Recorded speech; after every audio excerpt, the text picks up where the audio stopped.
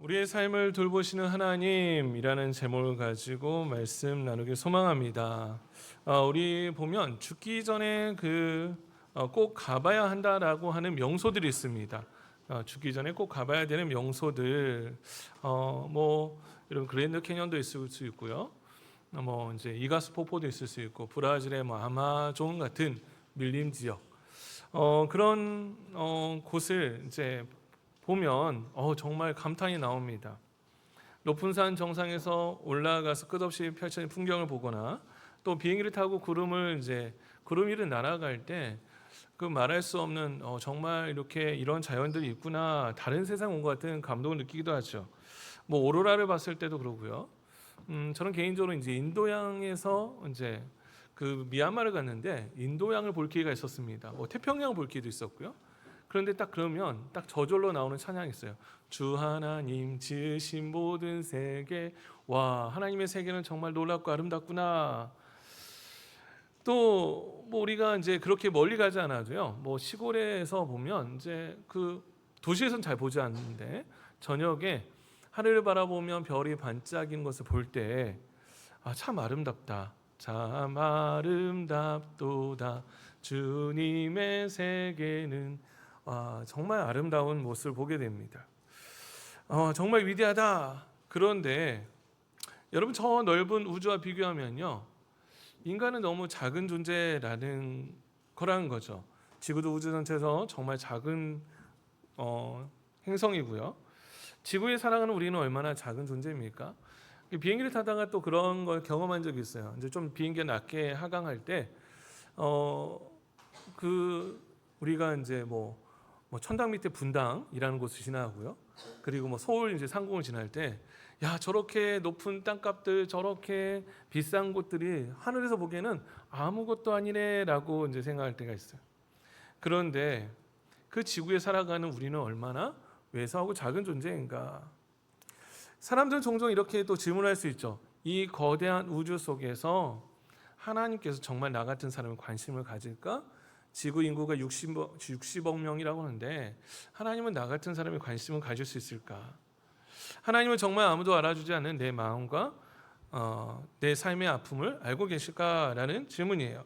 그것에 대한 질문의 답이 오늘 시편 8편입니다. 오늘 다윗도 어느 날 밤 하늘을 바라봤습니다. 오늘 이제 표제를 보면요, 다윗의 시, 인도자를 따라 깃딧에 맞춘 노래라고 나와 있죠. 여러분이 성경 보면 위에 보면요, 이 표제라고 합니다. 이걸 누가 만들었냐?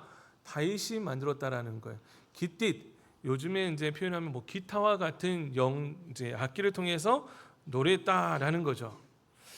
이제 다윗이요, 오늘 어느 날 밤 하늘을 바라봅니다. 하늘 바라보면서 보니까 주의 이름이 온 땅에 어찌 그리 아름다운지요라고 말합니다. 그 온 땅이 그리 아름다운지요. 그리고 거기에서 나는 얼마나 작은 존재인가. 그런데 거기에서 보니까 하나님께서 돌보신다라는 거죠. 오늘 우리의 시편 8편의 말씀은요, 오늘 시대에 지치고 힘든 우리 모든 믿음의 성도들에게 삶의 큰 위로와 확실한 믿음이 되어지는 시편입니다. 첫 번째는요, 이 시편을 통해 나누고자 하는 첫 번째 좀 나누고자 하는 말씀은 1번, 우리가 기억할 거 1번 한번 읽어볼까요? 시작. 시편 8편은 시작하면 이렇게 고백합니다. 여호와 우리 주여, 주의 이름이 온 땅에 어찌 그리 아름다운지요. 다윗은 먼저 하나님이 어떤 분이신지를 고백합니다. 우리 한번 1절 다시 한번 읽어볼까요? 1절 화면입니다. 시작.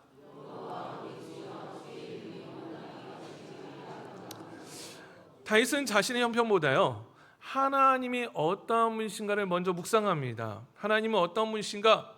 여러분, 하나님은 잘 알고 계십니까? 하나님은 어떤 분이신가? 다윗은 하나님을 뭐라고 말하죠? 처음 나온 단어가 뭡니까? 여호와 우리 주여라고 말합니다. 여호와라는 이름의 여호와라는 것은 뭐예요? 그냥 하나님이라고 하면 되지, 하나님, 나의 하나님 이렇게 하면 얼마나 우리가 좀 더 편안하게 다가올 수 있을까요? 근데 여호와 우리 주여라고 말합니다. 여러분, 여호와라는 이름의 뜻은 무엇입니까? 하나님은 자신을 소개할 때 나는 여호와다라고 말해요. 여호와가 뭐예요? 보통 우리가 쓰지 않는 단어죠. 교회에서 많이 이렇게 쓰는 단어인데 여호와 우리 주여. 여호와라는 것은요, 나는 스스로 있는 자다라는 뜻입니다. 여러분, 모든 인간에게는 시작이 있죠. 우리에게는 부모님이 계셨습니다. 부모님이 지금도 생존해 계신 분도 있고요. 그러니까 우리는 이제 할아버지, 우리는 이제 이 위에 선대들이 다 계셔요. 그러니까 우리 시작점이 있습니다. 우리를 낳아준 분들이 있고요. 부모가 있습니다. 그런데 하나님은요, 하나님은 시작도 없고 끝도 없으십니다. 그러니까 하나님은요, 시간보다 먼저 계셨어요. 세상에 창조된 세상보다 먼저 존재하시고요, 지금도 살아계시고 영원히 계시는 분이십니다. 그래서 하나님은 변하지 않으시고요, 영원히 다스리신다. 여러분, 그렇기에 하나님은요, 우리의 도움이 필요한 분이 아닙니다. 세상의 우상들은요, 움직여져야 되죠.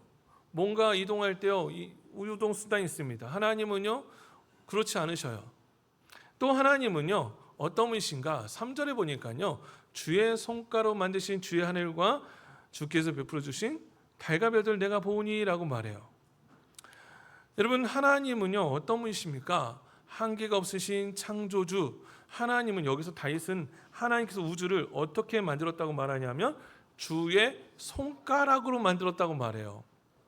주의 손가락으로. 그러니까 여러분, 성경은요, 이 모든 것을 힘들게 만들지 않았다라고 말합니다. 전능하신 하나님께서는요, 말씀으로 모든 걸 창조하셨죠. 하나님은요, 전혀 힘들지 않으신다라는 거예요. 그래서 이 모든 것들이 어렵지 않았다라는 겁니다. 오늘날 우리가 과학에 보면요, 아직도 망원경으로 먼 우주를 관측합니다. 아직도 보지 못했던 행성들을 발견하기 시작합니다. 여러분, 그러나 하나님은 한계가 없으십니다. 그 한계가 없으신 하나님, 여러분, 하나님께서는요, 이 우주를 아주 정교하게 만드셨어요. 여러분, 한번 생각해 보세요. 태양과 지구가 거리가 조금만 가까워지면 어떻게 될까요? 조금만 가까워지면 어떻게 되냐면 더 뜨거워집니다. 그런데 멀어지면 어떻게 될까요? 멀어지면 추워지게 되는 거죠. 그래서 보니까요, 이 지구의 자전 스스로 도는 것과 공전, 태양을 주위로 도는 것이 조금만 달라져도요, 생명을 살 수가 없습니다. 그 아침마다 여러분 해가 떠오르잖아요. 아침마다 해가 떠오르고 지는 것은 하나님께서 여전히 세상을 다스리고 있습니다. 여러분, 그렇다면 우리가 기억할 것이 있습니다. 이 세상을 다스리는 하나님께서 우리의 삶도 다스리고 있다라는 거예요. 여러분, 우주를 붙들고 계시는 하나님께서 우리의 가정을 붙드십니다. 아멘. 하나님 우주를 붙드신 하나님께서 우리의 건강도 붙드십니다. 아멘. 그 모든 만물을 만드신 하나님께서 우리의 모든 일터와 내일도 붙들고 계시다라는 거예요. 여러분, 여러 가지 문제 가운데 잠을 못 이루는 분들 있죠. 내일은 어떻게 할까? 여러분, 내일을 걱정합니까? 네, 내일은 염려가 됩니까? 네, 저는 이제 목회자로서 말씀 전하는 게 즐겁고 기쁜 일이기도 하지만 또 부담되는 일을 합니다. 그러면요, 기도해요. 하나님 도와주세요. 여러분, 우리의 밤잠을 설치게 하는 거대한 문제일지라도요, 손가락으로 창조를 하신 모든 것을 만드신 하나님께서는요, 문제가 안 된다라는 거예요. 그래서 성도는요, 환경을 바라보며 낙심하는 사람이 아니라 하나님을 바라보며 믿음을 가진 사람입니다. 제가 정말 좋아하는 성경절이 하나가 있는데요, 그게 뭐냐면 하나님은 모든 것을 합력하여 선을 이루신다라는 거예요. 그 하나님은 선하신 분이십니다. 하나님은 좋으신 분이십니다. 여러분, 그래서 하나님은 흔들리는데 인생 가운데도 하나님은 가장 선한 길로, 가장 완전한 길로 인도하신다라는 거예요. 그래서 우리의 삶이 여전히 흔들리는 여러 가지 상황들이 발생하죠.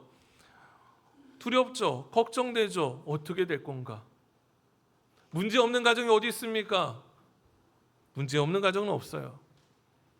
그러나 하나님은요, 우리 인생을 인도하고 계시다라는 거예요. 여러분, 그래서 우리가 고백할 것이 무엇입니까? 그래서 하나님은 여전히 온 세상을 다스리고 계시고 우리 가정도 다스리고 계시고 내 삶도 다스리고 있다라는 거예요. 여러분, 하나님은 멀리 계신 분이 아니십니다. 또한 두 번째는요, 다윗은 이렇게 고백해요. 우리 2번 한번 읽어볼까요? 시작.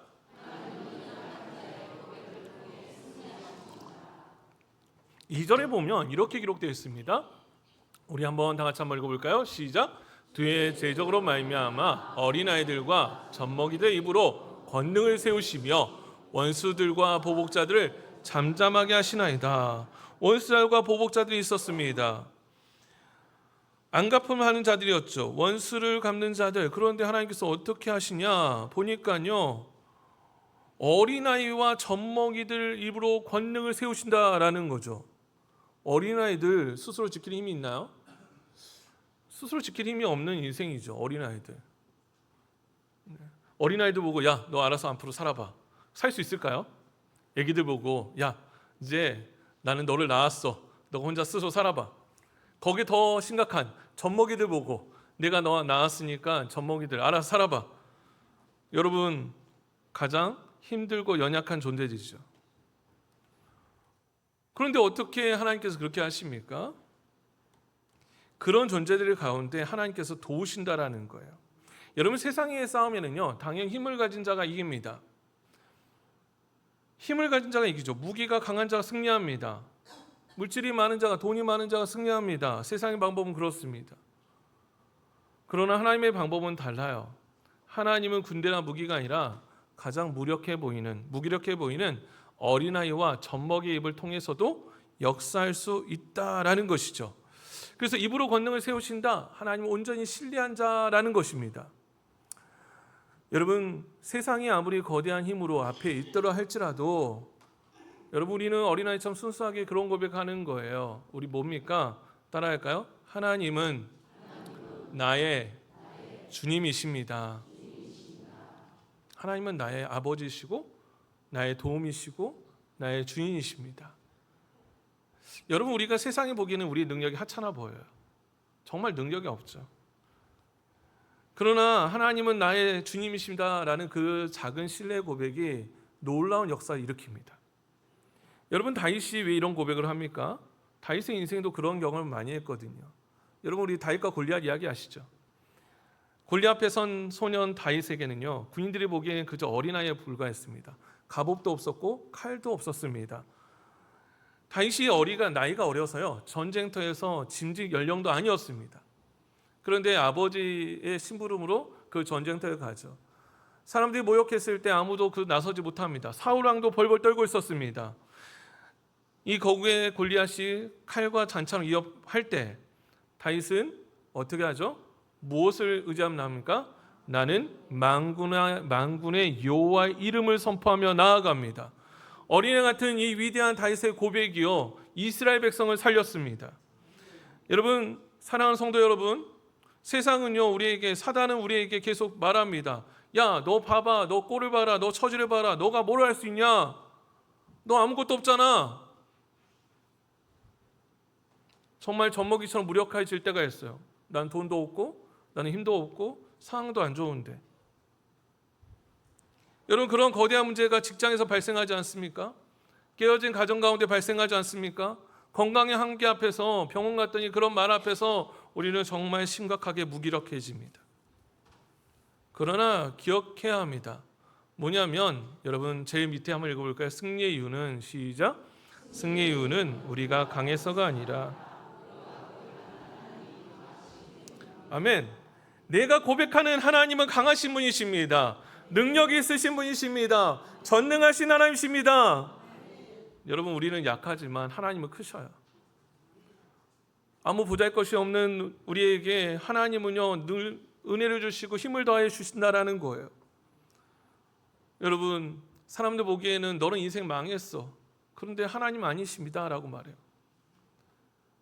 너는 지금 너는 삶에 너는 힘들어. 너는 이제 당장 죽을 인생이 아니야. 낙심한 인생 가운데 말씀하셔요. 하나님은 아니야, 걱정하지 마.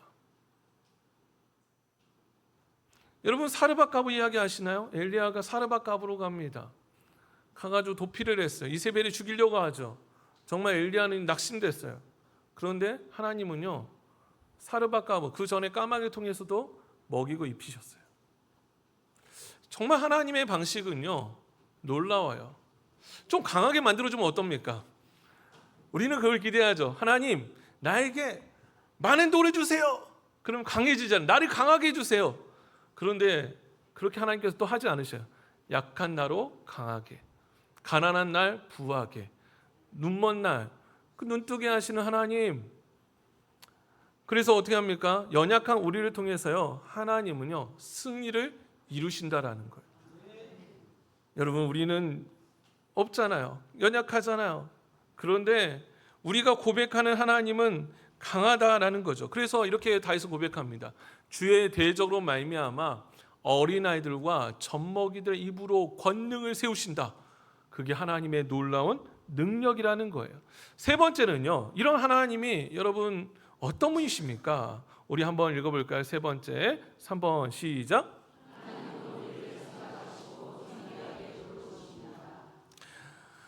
다윗은요 밤하늘을 바라보다가 깊은 감탄을 남기며 본질적인 질문을 던집니다. 4절 우리 한번 읽어볼까요? 사람이 시작.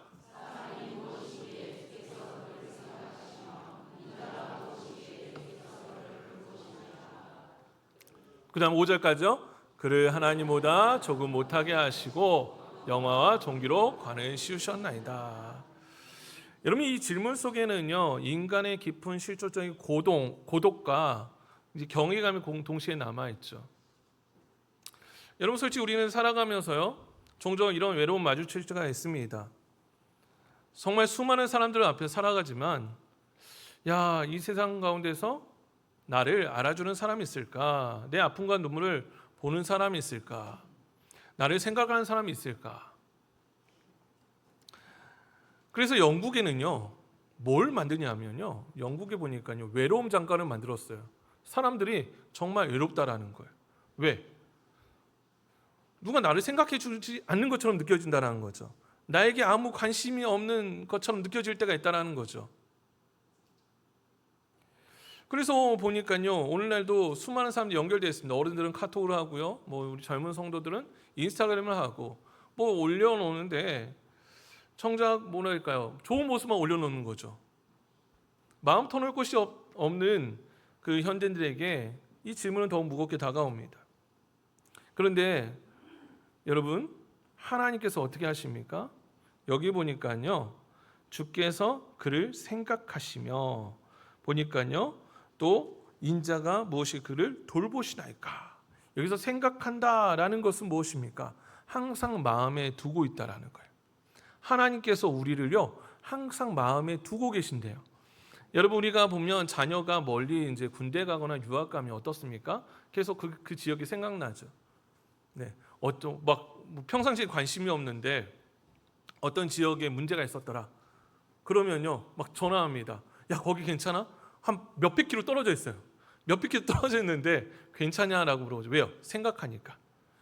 그런데 하나님께서 어떻게 합니까? 돌보신다라는 것은 뭐냐면 계속 찾아오신다라는 뜻입니다. 그런데 여기서 이제 보니까요 또 어떻게 하십니까? 보니까요 그를 하나님보다 조금 못하게 하시고 영화와 종기로 관을 씌우신다. 그러니까 존귀하게 여긴다, 존귀하게 만들어준다라는 거예요. 그러면 이게 정말 그러면 어떻게 이루어졌냐라는 거죠. 여러분, 우리는요 하나님의 사랑받는 존재로 태어났습니다. 축복받는 존재로 태어났지만 죄로 인해서 그 하나님의 축복을 상실해 버렸죠. 그러니까 잃어버린 영광을 잃어버린 관이었습니다. 죄의 종로라며 스스로 비참하게 살아간 존재가 되었어요. 그런데 하나님은 어떻게 하십니까? 이렇게 망가진 우리를 위해서 어떻게 돌보십니까? 여기서 돌보신다고 말하면요 어떤 분들이 이렇게 말해요. 하나님이 돌보신데 내 인생 이렇게 될 수 있어요 라고 말할 수 있어요. 그런데 여러분, 성경은 어떻게 돌본 줄 아세요?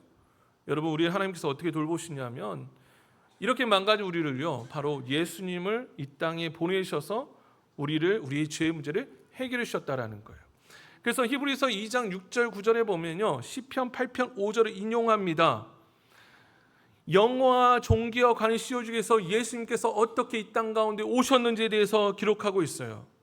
예수님께서 보니까요 예수를 보니 이를 행하심은 하나님의 은혜로 말미암아 모든 사람을 위하여 죽음을 맛보려 하심이라. 그러니까 우리가 죄로 인해서 죽을 수밖에 없는 우리를 위해서 예수님께서 십자가의 고통을 담당하셨다라는 거예요. 그리고 우리를 그래서 영광 가운데 들어가게 하셨다라는 거죠. 여러분, 세상은요, 가치 있는 사람을 사랑합니다. 가치 있는 사람을 귀하게 여깁니다. 여러분, 어떻게 가치 있게 우리는 가치를 평가하죠? 어떤 사람들이 연봉, 당신 월급 얼마 받아요? 아니면 집. 그래서 우리 전에 보니까 안타까운 게 사는 집을 통해서 아이들을 평가하죠. 사는 동네를 통해서 평가하죠. 저 아이랑 놀지 마! 라고 말하죠. 이게 세상의 법칙이에요. 근데 하나님은 우리를 어떻게 여기십니까? 귀하게 여긴다라는 거예요. 어떻게 해요?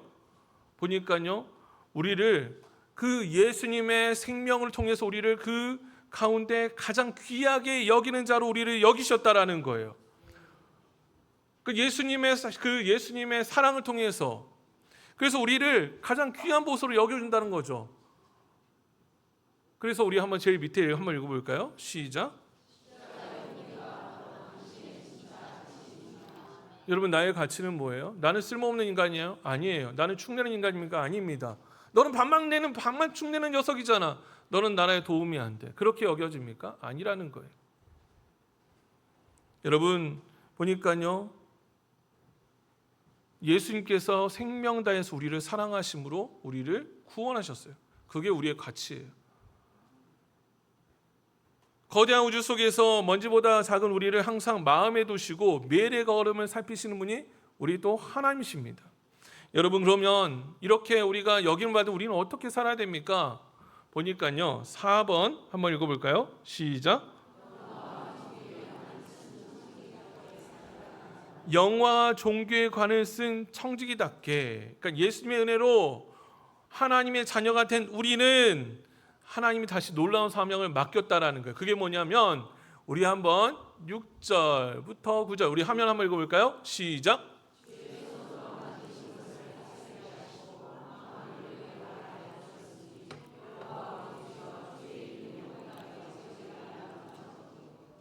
여러분, 하나님은요 우리를요 어떻게 만들었냐면, 만드시고 왜 종교 영화의 관을 씌우시냐면 다스리게 하시려고.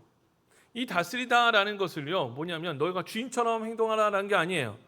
뭐냐면요, 이것은 바로 청지기로 우리를 세우셨다라는 거예요.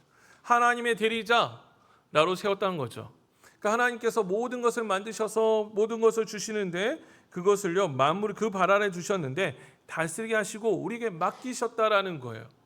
그럼 맡겼다라는 건 뭐냐면, 청지기가 뭡니까? 내게 없다라는 거예요. 여러분, 우리가 그러니까 교회 집사 말고요, 그 집사가 있죠. 요셉 생각하시면 됩니다. 요셉이 보디발의 집에서 있었죠. 근데 보디발의 것들이 다 요셉 것이었나요? 아니었죠.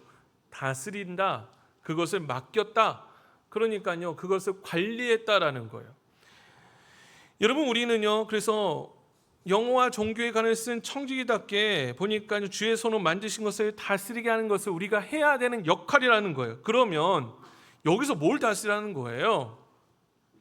만물을 그의 발 아래 두셨다. 여기 좀 적용하자면요, 여러분, 우리는 가정을 하나님의 뜻대로 관리해야 합니다.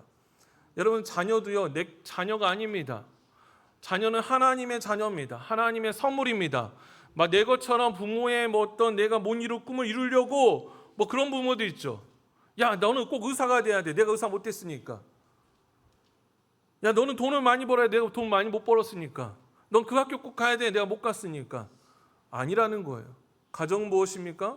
바로 하나님께서 뜻대로 맡기신 대로 다스려야 합니다. 여러분, 그래서 어떻게 합니까? 그 다스림을 고백하는 게 어디서부터 시작합니까? 가정에서부터 시작해야 돼요. 여러분, 일터도 하나님께서 내게 맡기신 것이지 내가 하나님의 대리인이지. 그래서 가정 가면 어떻게 됩니까? 거기 한번 읽어볼까요? 가정만 한번 읽어볼까요? 먼저 시작.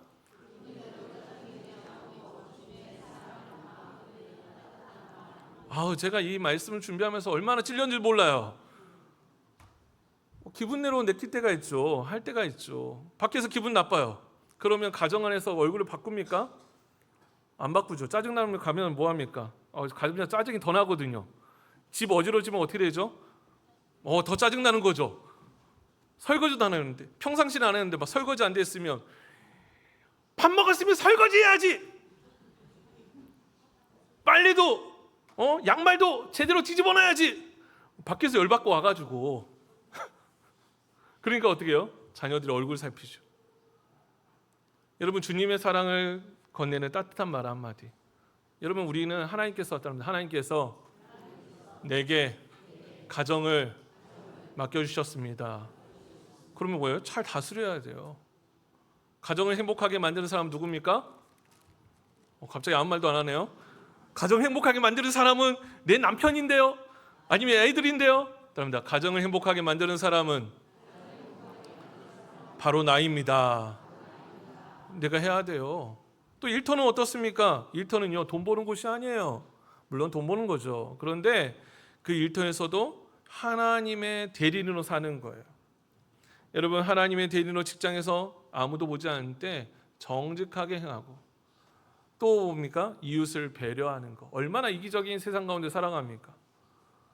저 사람은 기독교 교인인데, 교인이라고 말하는데 맨날 자기 것만 챙겨요.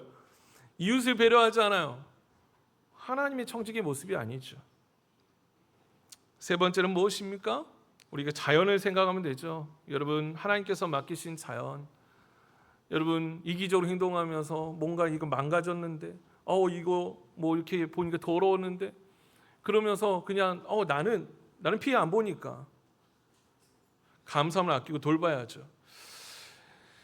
여러분, 그래서 정말 여러분 삶의 모든 자리에서 우리의 삶을 돌보신 하나님께서 맡겨진 자답게 우리 한번 읽어볼까요? 삶의 모든 자리에서 시작. 은혜가 완성됩니다. 여러분, 말씀을 정리하기 원합니다.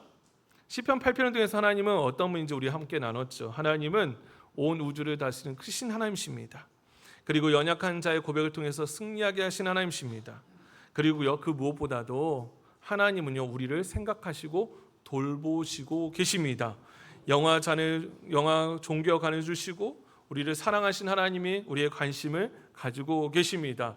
그래서 우리의 삶을 붙들기 때문에 여러분 두려워하지 마십시오. 낙심하지 말고 자신의 삶을 함부로 평가하지 마십시오. 따릅니다. 나는 하나님께서 사랑하시는 귀한 존재이다. 그래서 우리 한번 밑에 한번 읽어볼까요? 제일 밑에 우리는 적을지 모르지만 시작.